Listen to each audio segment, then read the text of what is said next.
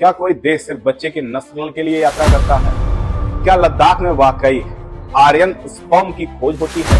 कौन है वो महिलाएं जो हजारों किलोमीटर दूर सिर्फ एक बच्चे के लिए भारत आती? और क्या सच में लद्दाख में जन्मे बच्चे प्योर आर्यन कहलाते हैं? आज गुरु खोलेगा प्रेगनेंसी टूरिज्म के साक्ष्य। नमस्कार दोस्तों, आज का विषय जितना अजीब है उतना ही रहस्यमयी भी है। प्रेगनेंसी टूरिज्म यानी वो चलन जिसमें महिलाएं अपने देश से निकल करके किसी दूसरे देश में बच्चा जन्म देने के लिए जाती है ताकि उस बच्चे को बेहतर नागरिकता और बेहतर जेनेटिक्स मिले। लेकिन अब ये टर्म सिर्फ अमेरिका या यूरोप तक सीमित नहीं है। भारत के लद्दाख में भी इसका एक अजीब सा रूप देखने को मिल रहा है। कहा जाता है दुनिया भर से, खासकर जर्मनी और यूरोप की महिलाएं लद्दाख के कुछ गांवों दाहानु, चारचिक और गारकोन में आती हैं सिर्फ इसलिए ताकि वो आर्यन बच्चे को जन्म दे सकें। इन गांवों में रहने वाले समुदाय ड्रोकपा या द्रोकपा कहलाता है। इनका दावा है कि ये सिकंदर के सैनिकों के वंशज हैं। इनकी खासियत है लंबा कद, गोरा रंग, नीली आंखें, ठीक वैसे ही जैसे किताबों में आर्यन वर्णित है।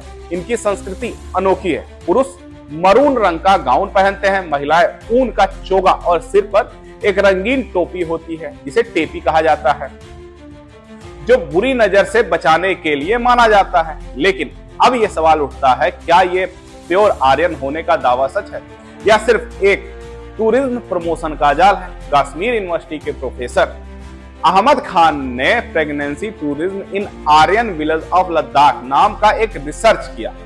उन्होंने 180 विदेशी महिलाओं से बात की, जिसमें से कई ने माना कि वो लद्दाख सिर्फ एक मकसद से आई थी, प्योर आर्यन बच्चा पैदा करने के लिए। एक जर्मन महिला ने तो साफ कहा, मैं नस्लीय शुद्धता में यकीन रखती हूँ। प्रोफेसर मंजूर ने पाया कि कुछ महिलाएं यहाँ के स्थानीय पुरुषों से संबंध बना करके गर्भवती होती हैं और बदले में पैसे या तोहफे देती हैं। लेकिन उन्होंने यह भी लिखा है कि इन दावों की कोई वैज्ञानिक पुष्टि नहीं है, ना डीएनए टेस्ट, ना जेनेटिक रिपोर्ट, सिर्फ लोक कथाएं और दिखावे पर आधारित बातें हैं। कई रिसर्च मानते हैं ये आर्यन प्रेगनेंसी टूरिज्म दरअसल एक पर्यटन रणनीति है, लोगों को आकर्षित करने और गांव की अर्थव्यवस्था को बढ़ाने का तरीका है। लेकिन इसके पीछे एक और कहानी जुड़ी हुई है।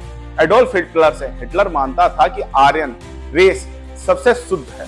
उनकी विचारधारा खत्म हुई, पर शुद्ध नस्ल का ये जुनून आज भी कुछ लोगों के दिमाग में ऐसे जिंदा है। शायद इसी कारण जर्मनी की महिलाएं आज भी लद्दाख की यात्रा करती हैं, उसी खोई हुई आर्यन रेस की तलाश में। तो क्या लद्दाख का सच आर्यन बीज की धरती पर है या यह कहानी सिर्फ एक सांस्कृतिक भ्रम है जिसे टूरिज्म ने एक मिस्टिक टच दे करके बेचने लायक बनाया हुआ है? जो भी सच हो, एक बात तो साफ है, कभी कभी इंसान विज्ञान से नहीं अपनी मान्यताओं के आधार पर चलता है। कमेंट करके बताइए आपको क्या लगता है, ये परंपरा वास्तविक है या सिर्फ कल्पना और भ्रम है? दोस्तों, अगर वीडियो और जानकारी अच्छी लगी हो तो गुरु के साथ जुड़ जरूर जाइएगा।